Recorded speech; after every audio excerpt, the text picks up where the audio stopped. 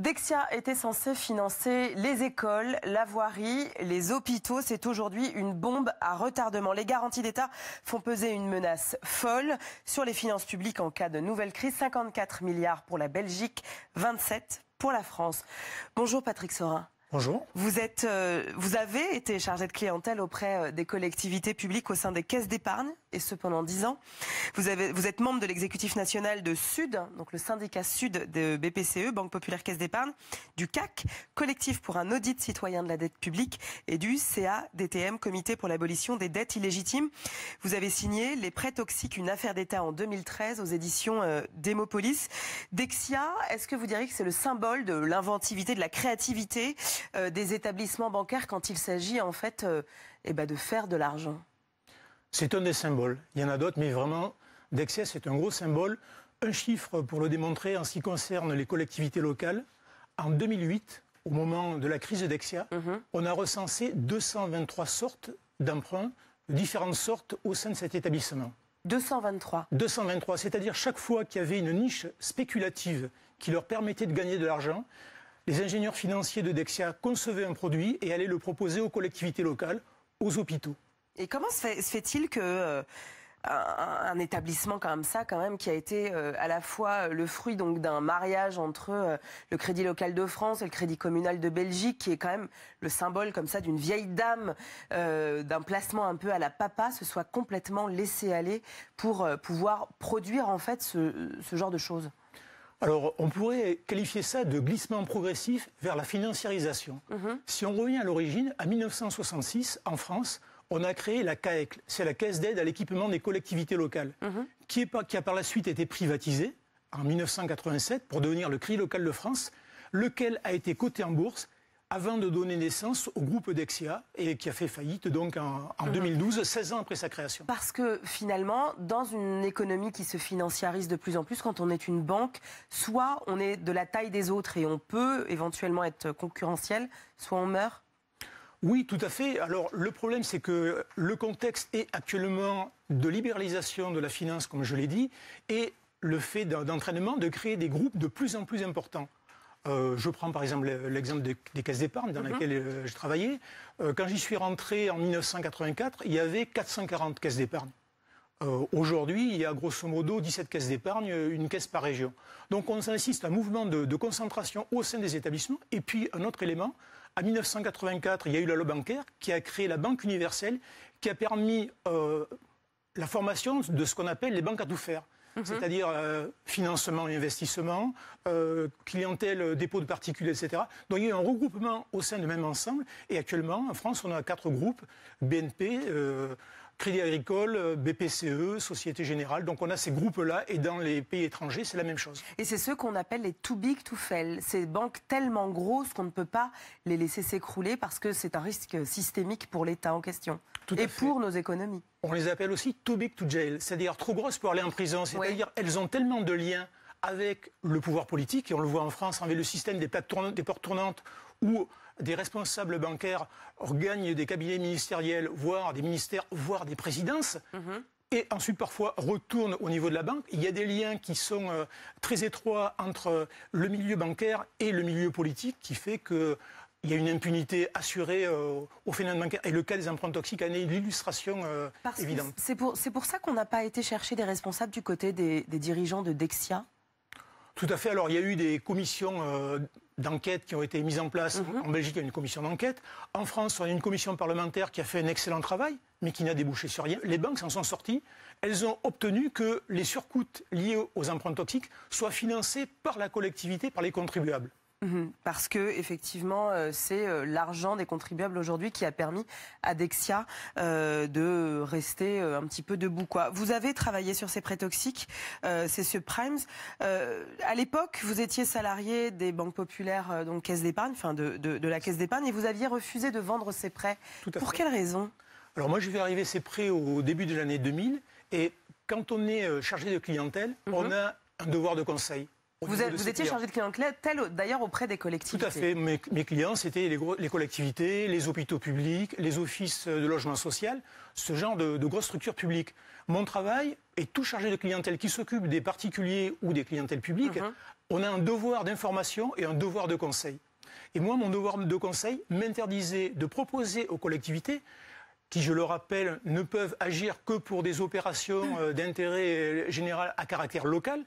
Elles n'ont pas le droit de se livrer à des activités spéculatives. Il y a un certain nombre de textes qui l'ont rappelé. Donc moi, dès que j'ai vu arriver ces produits qui sont des produits essentiellement spéculatifs, c'est pour ça que n'avait aucun intérêt pour vous, en fait, de les vendre. C'était très dangereux de les proposer. Mais à l'époque, le piège de ces produits, c'est que pour les faire souscrire aux collectivités, les banques faisaient une première période très intéressante en matière de taux d'intérêt. Par exemple, si on avait un taux fixe de 5% à l'époque, on proposait du 2% ou du 2,5%.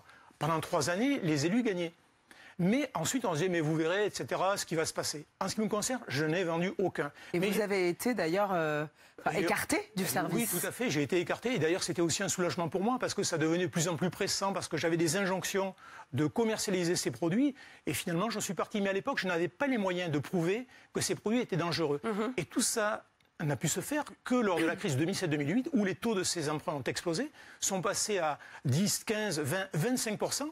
Avec le piège à l'intérieur, c'est-à-dire que quand les collectivités ont voulu sortir de ces emprunts, on leur a demandé des pénalités considérables. Le remboursement anticipé n'était bien entendu pas prévu dans le contrat. Un exemple récent par rapport à ça, je serai très bref, la collectivité Nîmes Métropole a remboursé il y a à peu près un an un emprunt toxique de 10 millions d'euros et elle a dû payer au Crédit Foncier, filiale du groupe BPCE, une pénalité de 58,6 millions en plus des 10 millions. Vous voyez, pour montrer... millions d'euros de pénalité. Tout à fait. Pour un prêt remboursé de 10 millions. Près de 6 fois le capital restant. On est bien d'accord que c'est de l'argent public. C'est de l'argent public, puisque cette pénalité a été, je dirais, financée à partir par une aide d'un fonds mis en place par l'État, le fonds de soutien, et le reste, c'est les contribuables. Mais le fonds de soutien, il est alimenté essentiellement par les contribuables. Plus rapidement, plus largement, on voit que la question donc, de la dette, elle est centrale dans les politiques publiques aujourd'hui. Vous avez participé à l'audit de la dette grecque avec l'ancienne présidente du Parlement grec. Vous allez aussi vous engager dans l'action de la métropole de Lille contre la Royal Bank of Scotland, à qui elle doit potentiellement, au même titre, 54 millions d'euros. Est-ce que c'est un devoir civique pour vous ? Est-ce que vous vous considérez comme un lanceur d'alerte ?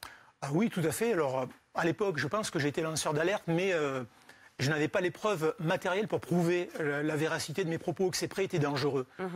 Ça a été vérifié donc par la crise des subprimes en 2008. Tout à fait, avec la crise des subprimes, pour montrer finalement, derrière tout ça, s'il y a quelque chose, une leçon que l'on doit tirer, c'est que la question du financement, que ce soit des particuliers et des collectivités publiques, ça doit être quelque chose qui doit être assuré dans le cadre d'un service public. Ça a été le cas, je disais tout à l'heure, Dexia, c'est l'héritière de la Caisse d'aide à l'équipement aux collectivités locales, qui était une structure publique qui n'a eu aucun problème depuis 1966.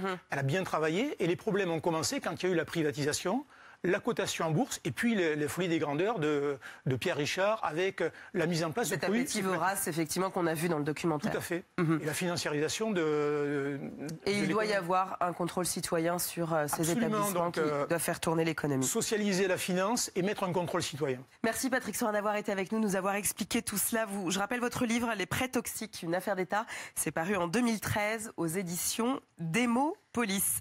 Alors comment expliquer le scandale Dexia ? Pourquoi ces dirigeants n'ont pas été inquiétés ni poursuivis face à ces prêts toxiques que peuvent faire les collectivités asphyxiées et les banques sont-elles aujourd'hui assez contrôlées ? Pour en débattre, j'ai le plaisir de recevoir Jésabel Coupé-Soubeyran. Bonjour. Vous êtes économiste spécialiste des banques, vous êtes maître de conférences à l'université Paris 1 Panthéon-Sorbonne et vous êtes conseillère éditoriale au CEPI, le Centre d'études prospectives et information internationale. C'est le principal centre français d'études et de recherche en économie internationale. Vous avez par ailleurs signé Parlons Banque en 30 questions avec Christophe Nidjam à la documentation française. C'est paru en 2014. Alain Pifaretti, bonjour. Vous êtes journaliste indépendant, spécialiste des politiques publiques territoriales et de la décentralisation. Vous êtes ancien rédacteur en chef de la Gazette des communes, le Courrier des maires et le Journal des maires. Et vous avez signé le scandale Dexia, enquête sur la plus grosse faillite bancaire européenne. C'était chez Nouveau Monde Éditions en 2013.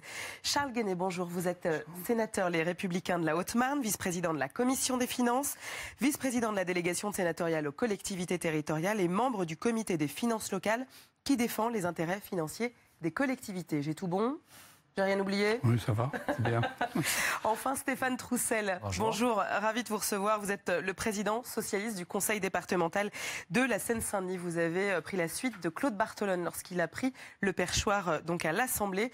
Et vous nous parlerez du coup de la situation financière de votre département. Un mot peut-être sur ce film. Chez Isabelle Coupé-Soubeyran, que dire, comment est-ce qu'on a pu laisser un scandale pareil s'opérer et ne jamais se rendre compte de la situation dans laquelle en fait courait Dexia? Je crois qu'on a été très tolérant, très aveugle à ce genre de débordement, parce que Dexia, c'est la parfaite illustration des débordements financiers des années 90-2000. La financiarisation de l'économie. Exactement, c'est une banque qui a voulu croître à l'excès.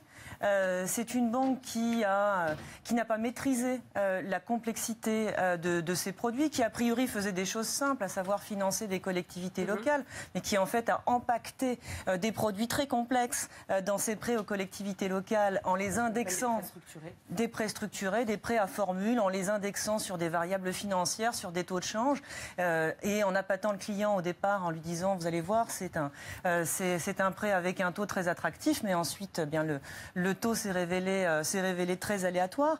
C'est une banque aussi qui a été très mal gouvernée. Et il y avait réellement... Dans le film, ça paraît absolument incroyable, cet appétit vorace des dirigeants pour acheter encore et encore. Oui, et aucun contre-pouvoir à l'intérieur de la banque. C'est-à-dire un vrai problème de gouvernance avec des administrateurs manquant totalement d'indépendance, incapables de remettre en question la stratégie du management. Donc c'est vraiment une bonne illustration. C'est le symbole, Alain Pifaretti, en fait, de cette espèce de financiarisation qui est partie beaucoup trop loin. Oui, tout à fait. Et le film le montre bien. Et c'est presque encore pire que ça. Effectivement, il y a déjà ce problème de gouvernance franco-belge. Les Français et les Belges ne s'entendent pas et ne s'entendront jamais. C'est encore aujourd'hui.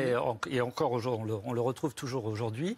Les administrateurs, effectivement, qui ne font pas leur travail. Il y en a un, par exemple, qui s'appelle Jean-François Copé, qui pendant des années n'a... Jean-François Copé, le membre des Républicains. L'actuel maire de Meaux. Voilà, qui ne verra jamais rien, qui a été le premier directeur de cabinet de Pierre Richard au Crédit Local de France. Bon, ben c'est parmi d'autres. Effectivement, il y a un problème de gouvernance, problème de contrôle et d'une manière qui, effectivement, alors Pierre Richard, au fil des années, est pris dans une sorte de spirale. Le polytechnicien qui avait été au cabinet de Valéry Giscard d'Estaing, etc., qui se découvre banquier et qui pense qu'il va devenir une des très grandes banques européennes, voire mondiales. Quand ils ont été arrêtés, ils étaient en train de regarder comment rentrer sur les marchés indiens. Comment se fait-il qu'il n'ait pas été, Alain Pifaretti, inquiété? Pourquoi n'ont-ils pas été poursuivis? Ça, c'est effectivement une question à laquelle je n'ai pas la... Vous n'avez pas la réponse de Charles Guénet, mais vous l'avez peut-être. C'est très inquiétant, une retraite chapeau considérable de Pierre Richard. Et là encore, on parle de Pierre Richard, on parle d'Axel Miller, mais on ne parle pas des numéros 3, 4, 5, 6 qui se sont recasés dans des grandes banques, etc. Je crois que c'est aussi... la dérive de tout un système. C'est pour ça qu'ils n'ont pas été inquiétés, personnellement. Mais à la décharge des collectivités locales, il faut dire qu'elles rentrent dans les années 80 dans ce nouveau monde. Parce qu'auparavant, les collectivités locales, c'était quelque chose d'assez cadré. Et l'autonomie, on en parlait à peine. Là, c'est la décentralisation qui est rentrée et tout cela. Et donc, elles ont, les collectivités locales, l'habitude de choses assez sûres, assez certaines. Un placement de bon père de famille, finalement. Voilà. Et d'ailleurs, chez les Belges, c'est ce qu'il y avait. Bien sûr, le Crédit communal de Belgique. Qui vont se faire pigeonner. Une vieille dame née en 1860. Voilà. Et bon, il se trouve que une certaine forme d'aventurier a décidé de dire on fait rentrer des collectivités locales dans ce nouveau monde. Puis voilà, je pense que c'est ça la problématique. Oui, et il y avait on appelait la gestion active de la dette qui était pas forcément négative, mais il y a eu une pression qui s'est développée sur les collectivités, qui est racontée là dans le scandale Dexia, mais où vraiment une collectivité qui ne prenait pas ses crédits structurés, soit le directeur financier ou l'élu était considéré comme has-been, comme ringard. Et la directrice des finances de la ville de Paris, Véronique Bédagamius, qui n'avait qui ne voulaient pas en prendre. Ils sont allés voir Bertrand Delanoë, ils ont insisté, ils lui ont dit mais comment c'est possible? Vous avez une directrice financière qui est complètement ringarde, elle ne comprend pas. Et là, bon, Delanoë ne les a pas pris, mais c'était c'était dur. C'est vrai que il y avait une forme de pression. Stéphane Troussel, est-ce que vous avez eu vent de cette pression des banques? C'était la chose à faire. Juste, Madame disait, Dexia n'a pas su, ou je ne sais pas s'il n'a pas su. Dexia a trop su. Dexia a profité de sa situation de banquier privilégié, en bon père de famille. Première banque mondiale, sur les et puis qui a profité de sa situation particulière auprès des collectivités locales. Il y avait une habitude de travail avec un banquier qui, pour le maire d'une petite commune ou pour le président d'un département ou d'une région, une habitude de travail avec une banque le Crédit Local de France, qui était le banquier des collectivités locales et dont aucun de ces élus locaux ne pouvait imaginer qu'il y aurait des mauvaises intentions à travers les démarches d'un certain nombre de ces nouveaux banquiers qui, effectivement, ont été des aventuriers, qui ont voulu élargir la financiarisation de l'économie au secteur des prêts aux collectivités locales. Et elles n'ont pas ciblé n'importe quelle collectivité locale. Elles ont ciblé, et d'ailleurs ce n'est pas un hasard si par exemple une ville comme la ville de Paris, avec sa capacité d'ingénierie, d'expertise, et y compris sa capacité financière, a pu résister. Elles ont ciblé des petites collectivités, ou parfois des grandes, mais avec des besoins énormes. Des besoins énormes, notamment à un moment, à la fin des années 90, début 2000, où un certain nombre d'entre elles connaissaient des premières difficultés financières et où il y avait besoin, soit pour équiper, soit y compris pour des questions politiques, disons-le, de gros besoins financiers pour pouvoir agir. Parce qu'il y a eu quand même une étude qui a démontré que souvent, ces emprunts étaient contractés par des villes alors assez pauvres parfois, proches des échéances électorales. C'est aussi un levier en fait de réélection. Mais pour ça, j'aimerais qu'on écoute Sébastien Meurat, qui est aujourd'hui sénateur. C'est l'ancien maire de Saint-Leu-la-Forêt, une ville du Val d'Oise, et il témoigne au micro d'Héloïse Grégoire. J'étais jeune maire en 2008. Nous avons des réunions de maires de la vallée de Montmorency. Je me souviens, la première fois, on était 15, 16 autour de la table, et je demande qui est-ce qui a des emprunts structurés dans son portefeuille de dette. Je regarde autour de la table, personne ne lève le doigt. Je dis, mince, je suis vraiment gâté, mon prédécesseur m'a vraiment gâté. Et en fait, en creusant, je me suis rendu compte qu'il y en avait beaucoup qui en avaient pris. Mettez-vous à la place d'un maire élu depuis longtemps, et il connaît son banquier, il a besoin d'argent. On est en 2008, les collectivités, pour continuer à fonctionner, ont besoin des banques, on a besoin de marchés financiers. Le banquier vient lui dire, j'ai quelque chose de magnifique pour toi, il n'y a aucun problème, il signe. Il n'y a aucun problème, Charles Guéné signe. Il y a aussi une part de naïveté chez des élus. Moi, je pense qu'il faut relativiser parce que lorsqu'on dit petite commune, en fait, ce sont souvent, je dirais plutôt des communes intermédiaires.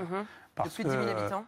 Oui, en général, dans nos campagnes, vous savez, on a continué à prendre du taux fixe, tranquille, c'est-à-dire en bon paysan. Je veux dire, on est resté sur des choses.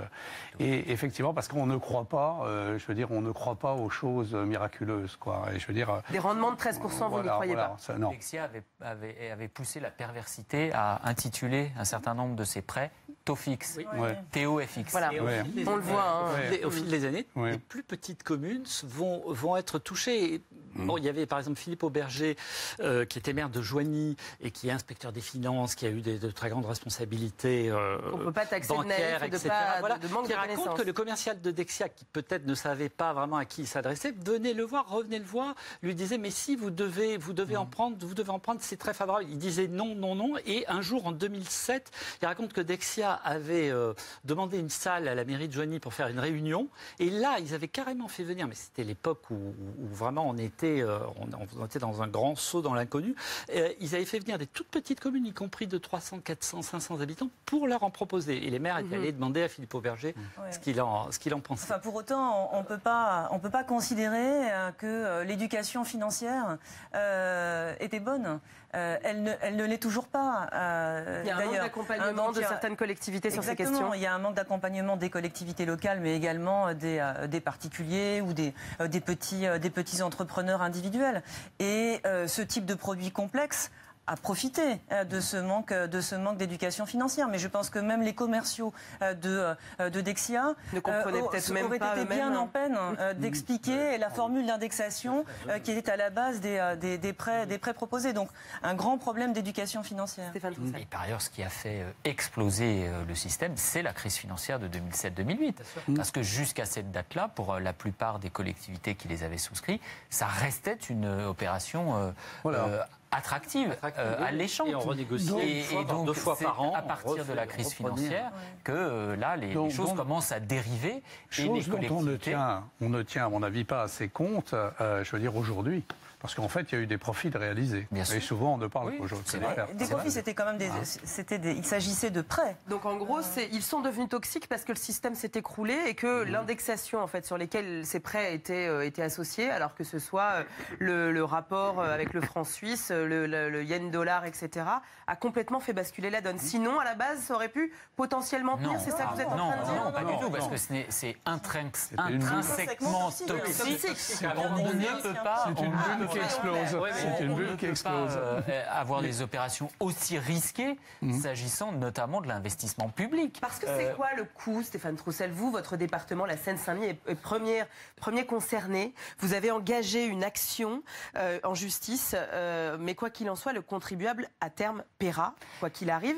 Mais c'est quoi? C'est les services publics en moins, des hôpitaux en moins, des écoles en moins? Ce qui s'est passé, c'est que lorsque mon prédécesseur a pris la présidence du département de la Seine-Saint-Denis en 2008. Donc Claude Barthelone a fait réaliser un audit des comptes du département et à cette occasion a révélé que 93% de la dette du département était constituée de ces fameux emprunts structurés. Mon prédécesseur a entamé un certain nombre d'actions judiciaires. Il a aussi, notamment avec d'autres, créé une association, l'association des acteurs publics contre les emprunts toxiques. Il a également présidé une commission d'enquête. Et par ailleurs, nous avons obtenu une victoire judiciaire, notamment cette décision du tribunal de grande instance de Nanterre en février 2013, qui a donné raison au département de la Seine-Saint-Denis contre la banque Dexia. Puis ensuite, l'État finalement qui était jugé parti. Oui, puisque c'est lui qui a récupéré tous ces emprunts. Exactement, a décidé d'une loi de validation puisqu'en gros, il avait deux mauvaises solutions. Soit donner raison aux collectivités locales contre Dexia, mais forcément ça lui retombait en partie sur lui et ses finances, soit empêcher les collectivités locales de gagner. Et alors la contrepartie, ça a été ce fameux fonds de soutien pour aider les collectivités en partie à se sortir de cette situation. Mais je dois le dire, au final, tout le monde perd. C'est le contribuable, quoi qu'il arrive, qui paiera deux fois. Moi, je pense même que les banques n'ont pas été, la responsabilité des banques dans cette affaire n'a pas été suffisamment recherchée, et y compris un appel à leur responsabilité financière. Alain Pifaretti, est-ce que vous avez, en écrivant votre livre, pu déterminer en fait quel est le prix pour les investissements publics ? Le nombre d'écoles, le nombre d'hôpitaux, est-ce que ça c'est quelque chose qu'on peut imaginer, quantifier? Les prix les coûts pour la collectivité sont effectivement considérables, puisqu'il y a ces 6 milliards d'encours d'emprunts toxiques, il y a les 8 milliards qui ont été mis par les États belges et français avec les garanties potentielles si jamais il y a encore des soubresauts. Ça c'est les 7-8 milliards qui ont été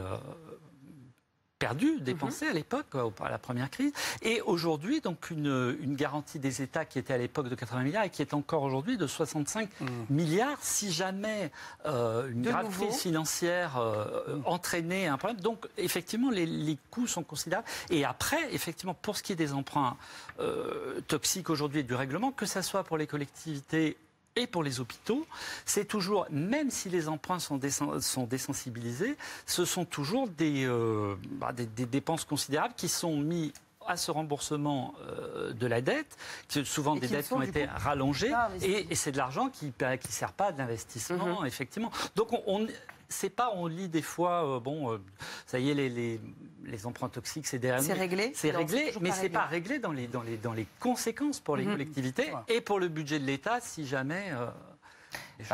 C'est réglé, c'est-à-dire que nous avons fait en sorte de ne plus avoir cette menace, ce risque.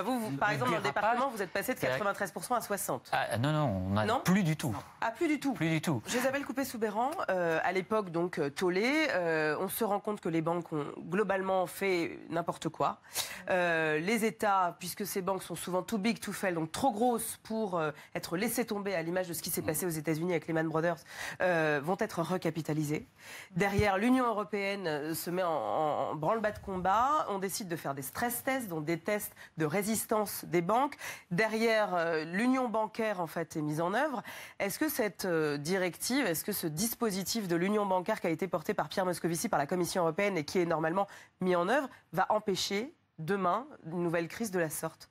Alors, il y a eu effectivement un certain nombre de réformes depuis la crise qui ont été menées pour essayer de rendre les banques un peu plus prudentes qu'elles ne l'étaient, les mettre davantage en capacité d'éponger leurs pertes. Avec des fonds propres plus importants. Avec des fonds propres plus importants, avec aussi des règles de liquidité qu'elles n'avaient pas du tout à respecter auparavant. Le cas de Dexia est intéressant à ce niveau. Dexia était une banque extrêmement dépendante des ressources de marché. Et elle empruntait à très court terme sur les marchés pour octroyer des prêts à très long terme. Non, on ne peut pas dire ça. Mais on ne peut pas tout à fait dire ça quand même. Mais c'était en tout cas une transformation très dangereuse. Et finalement, rien dans la réglementation ne l'obligeait à respecter des règles de liquidité. Rien ne lui permettait de mieux gérer son risque d'illiquidité. Donc à ce niveau-là, il y a eu de nouvelles dispositions dans le cadre de BAL 3. C'est BAL 3. Il y a eu d'autres choses aussi. Il y a eu ce qu'on appelle des dispositifs de résolution. Tout à l'heure, vous disiez en substance que dans le cas de Dexia, en gros, quand tout allait bien, eh bien Dexia réalisait des profits. Et puis quand ça allait mal, c'est pas grave. De toute façon, ce sont les pouvoirs publics et puis les contribuables qui prenaient les pertes. Ça montre bien à quel point, si vous voulez, le secteur bancaire et financier marchait sur la tête à cette époque-là. Qu'est-ce qu'il faut faire? Il faut faire en sorte que ceux qui réalisent des profits quand tout va bien soient également ceux qui prennent les pertes quand ça va mal. Autrement dit, il faut mettre à contribution, bien davantage qu'auparavant, les actionnaires et les créanciers des banques. Alors pour ça, on crée des dispositifs dits de résolution. Donc ça, ce sont des dispositions importantes. Est-ce que ça marche? Alors, est-ce que ça marche? Pas complètement. On le voit très bien dans le cas de l'union bancaire, parce que dans le cas de l'union bancaire, on a réorganisé la supervision autour de la BCE. On a mis en place ces plans de résolution, ces dispositifs de résolution. Il y a une autorité bancaire européenne qui a été créée. Ça, c'est le premier volet. C'est la Banque centrale européenne qui exerce le rôle de superviseur des plus grandes banques de la zone euro. Et il y a ce dispositif de résolution dont on a vu l'été dernier avec les petites banques italiennes qu'il ne marchait pas encore très très bien. Parce que dans le cas des banques italiennes, eh bien, on n'a pas pu mettre à contribution les créanciers. Il a fallu de nouveau mobiliser les pouvoirs publics. Donc, si vous voulez, il y a eu des choses. Il ne faut pas nier l'importance des réformes. Mais on est très loin d'être à l'abri d'une prochaine secousse. Potentiellement. Charles Guéné. Ce que je souhaiterais dire, c'est qu'il y a en fait deux sujets. Il y a le sujet de savoir si effectivement le système bancaire est en général sécurisé et le problème de savoir si les collectivités locales doivent avoir leur propre banque. Et c'est effectivement l'autre partie de la question, parce que j'imagine que depuis, c'est de là qu'est venu d'ailleurs le sujet, puisque en fait, qu'est-ce qu'a voulu faire Dexia, etc. C'est devenir une banque, et pour ça, il fallait des fonds propres. C'était vraiment l'idée au départ, effectivement, de Pierre Richard. Au départ, ça s'appelait la CAEC, c'était vraiment un département de la Caisse des dépôts, et c'est au fil des années qu'il a dit qu'il faut que les collectivités locales aient leur propre banque. Et on parlait de règles prudentielles, enfin, à tel point Dexia ne les respectait pas et était pris d'une folie qu'au début de la crise financière, quand les grandes banques commençaient à se retirer, à essayer de diminuer leur bilan, etc., Dexia, ne comprenant pas du tout ce qui se passait, voyait des opportunités de marché dans du rachat de bilans, d'établissements bancaires, etc. Et donc fonçait droit dans le mur en augmentant, et ça c'était à la période Est-ce qu'aujourd'hui, dans le cadre, par exemple, de cette union bancaire, donc même s'il est à parfaire, ça existerait encore? Est-ce qu'il y aurait un contrôle a priori de tout cet appétit vorace d'une banque qui potentiellement voudrait grossir? Ce que fait l'union bancaire, c'est qu'elle réorganise la supervision des grandes banques. Donc on peut avoir, si vous voulez, une supervision, un contrôle un petit peu plus intrusif qu'il ne l'était auparavant. Pour autant, ça ne va pas changer radicalement la donne. Juste un point peut-être sur Dexia à propos des règles prudentielles. Le diable est dans les détails, parce que malheureusement, quand on regardait les ratios de fonds propres de Dexia, c'est-à-dire le rapport entre son capital, ses fonds propres, et puis ses actifs pondérés par les risques, eh bien, les risques étaient tellement sous-estimés qu'en fait, Dexia respectait haut la main les ratios prudentiels. Et ce qu'on ne s'est pas résolu à faire, interne aussi. Et ce qu'on ne s'est pas résolu à faire depuis cette crise, c'est à suffisamment simplifier les exigences prudentielles. Elles demeurent très complexes. Donc contournables, c'est ça que vous voulez dire? Bah oui. Surtout quand on est dans une forme d'auto-évaluation des établissements bancaires et qu'on n'est pas sur une forme en fait d'évaluation indépendante, ou du moins par. Quand les banques estiment leurs risques par elles-mêmes, par le biais de leur modèle interne, oui, ça pose un gros problème. Et le comité de Bâle a essayé de parvenir à un accord en la matière, mais c'est vraiment un accord à minima. Stéphane Troussel, rapidement. Non, mais ce qui est moi j'essaye de faire le lien avec les collectivités locales. Ce qui est quand même assez scandaleux dans ce scandale des emprunts toxiques, c'est que c'est la transposition des règles des marchés financiers du secteur privé dont on a voulu étendre les principes au financement des collectivités locales dans des proportions à la fois très importantes et de manière très risqué, alors que tout de même, le système a profité aussi d'un moment où les capacités financières des collectivités locales étaient amoindries, alors que pourtant, notamment dans notre pays, ce sont les collectivités locales qui assurent les 3/4 de l'investissement public. Notamment sur le BTP. Et le fait que les collectivités locales aient eu des difficultés financières à financer leurs investissements, alors même que, notamment, soit les plus petites, soit les plus grandes, mais qui avaient des besoins, je vois dans un département comme le mien, particulièrement jeune et populaire, qui a besoin d'investir dans les écoles, dans les cadres de vie, dans la construction de collèges, dans la construction d'équipements en direction de la petite enfance. Donc des besoins financiers énormes au moment où l'État, pendant toute cette période, n'a cessé de se désengager, de réduire l'autonomie fiscale des collectivités locales. Charles Guenet, c'est un peu la quadrature du cercle, moi, je serais beaucoup plus mesuré sur ce discours, dans la mesure où, de toute façon, il faut se dire qu'avant les années 80, il n'y avait pas d'autonomie fiscale. Je veux dire, le système sur lequel on vit a été mis en place à cette époque-là. Oui, il n'y avait pas eu de la décentralisation. Et qu'est-ce qui s'est, pour simplifier, le gouvernement a dit, on ne peut pas tout faire nous-mêmes, on va donner aux collectivités locales, on a décentralisé, on leur a dit de faire tout cela, et on leur a donné une autonomie financière pour faire. Libre administration. La libre administration, etc. Et c'était le moment, 74, dernier budget en équilibre, Fourcade, au niveau de la nation. En fait, on rentrait dans un système qui était déjà mort-né, puisque de toute façon, on n'allait plus pouvoir suivre. Et en réalité, aujourd'hui, l'État est en train d'essayer de se dire comment je peux rattraper la chose. Et voilà, donc c'est l'équilibre. L'État a payé aux collectivités locales un certain nombre des dépenses qu'il ne voulait plus assumer seul. Enfin, l'exemple typique, c'est les départements. Oui. Jacques Chirac dit lors de la campagne présidentielle de 2002, on va réduire l'impôt sur le revenu d'un tiers. 2 ans plus tard, son Premier ministre, Jean-Pierre Raffarin, transfère au département des dépenses dont il sait que mécaniquement, elles ne vont pas cesser d'augmenter.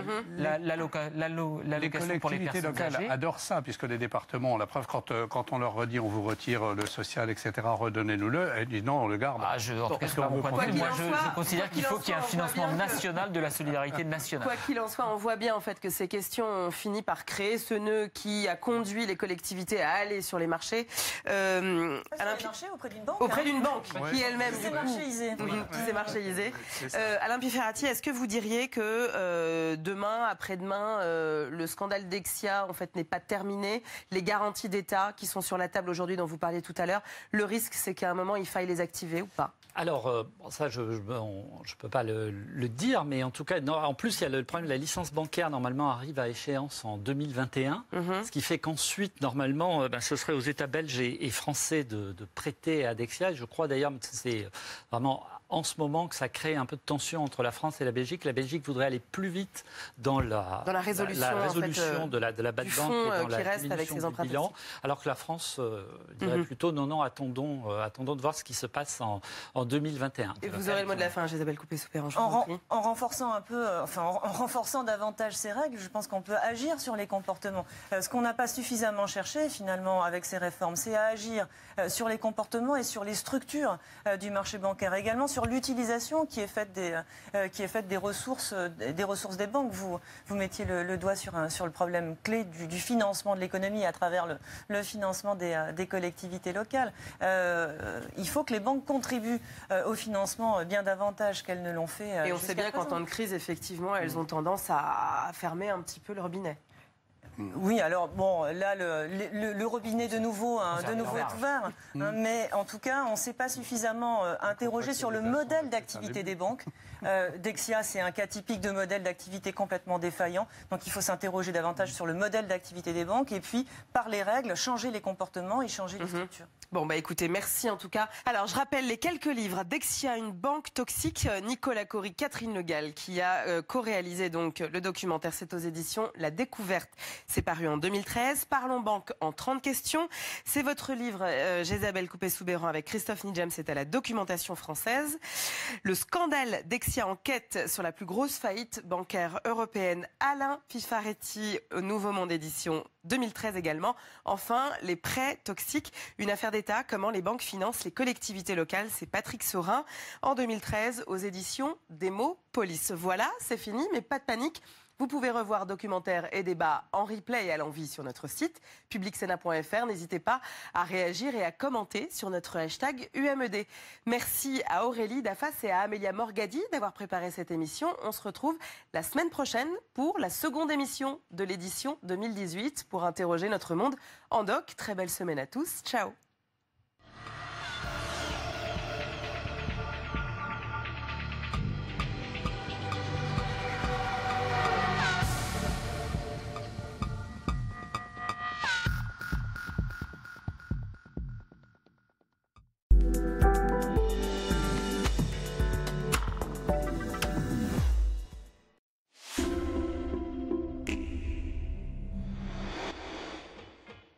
Lundi, dans l'épreuve de vérité, Julien Drey sera l'invité de Michel Grossieur. Le conseiller régional socialiste d'Île-de-France répondra aux questions de l'AFP et des Échos Radio Classique. L'épreuve de vérité, lundi à 18 h sur Public Sénat.